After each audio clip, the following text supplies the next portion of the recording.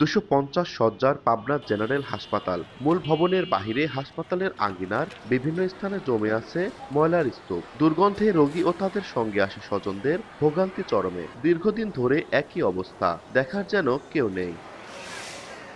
পরিপূর্ণ হয়ে গেছে ময়লা আবর্জনা রাখার স্থান। আবর্জনা ছড়িয়ে ছিটিয়ে থাকায় সেখান থেকে জন্ম নিচ্ছে মশা, মাছি সহ বিভিন্ন কীটপতঙ্গ। এতে বেড়ে যাচ্ছে রোগ ছড়ানোর আশঙ্কা। চিকিৎসা নিতে এসে উল্টো আরও অসুস্থ হয়ে পড়ার অভিযোগ রয়েছে ভুক্তভোগীদের। এত নোংরা যা বলার মতো ভাষা নেই, কারণ এখানকার কর্তৃপক্ষ এরা কি করে না করে এটা আল্লাহ মাহবুদই জানে। অসুস্থ রোগী নিয়ে আসি, আরো অসুস্থ বেশি হয়। মানে এই পরিষ্কার পরিচ্ছন্নতা নাই। আর এত পরিমাণ দুর্গন্ধ, সেখানে মানে পরিষ্কারের ছিটাফোটা বলতে কিছু নাই। ডাক্তারদের সার্ভিস ভালো করা লাগবে এবং ময়লা আবর্জনা যেখানে আছে ওয়ার্ডের মধ্যে দেখা যাচ্ছে ময়লার স্তূপ জমা থাকে, সেগুলি সুইপাররা পরিষ্কার করে না। ওরা বলে যে মানে জনবল নাই।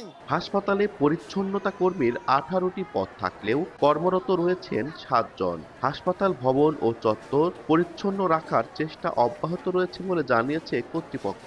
জনবলের সংকট রয়েছে এবং লজিস্টিক যে সাপোর্টগুলো রয়েছে এগুলোতেও অনেক স্বল্পতা দেখা যায় মাঝে মধ্যে, কারণ প্রয়োজনের তুলনায় অনেক রোগী ভর্তি থাকার কারণে আমরা এইগুলো দিয়ে অনেক সময় কভার করতে পারি না। 7 জন ক্লিনার নিয়ে রাউন্ড দ্য ক্লক, মানে এটা তো 24 ঘন্টার সার্ভিস। আমাদের হসপিটাল তো আর এক বেলা না, তো পুরো হসপিটালে বারবার ময়লা হচ্ছে, বাথরুমগুলো বারবার পরিষ্কার করতে হচ্ছে। এর মধ্যেও আমরা কিন্তু আমাদের চেষ্টা চালায় যাচ্ছি। পাবনা জেনারেল হাসপাতালের বহির্বিভাগে প্রতিদিন চিকিৎসা নেন গড়ে 2 থেকে 3 হাজার রোগী, আর আন্তঃবিভাগে ভর্তি থাকেন 500 থেকে 600 জন।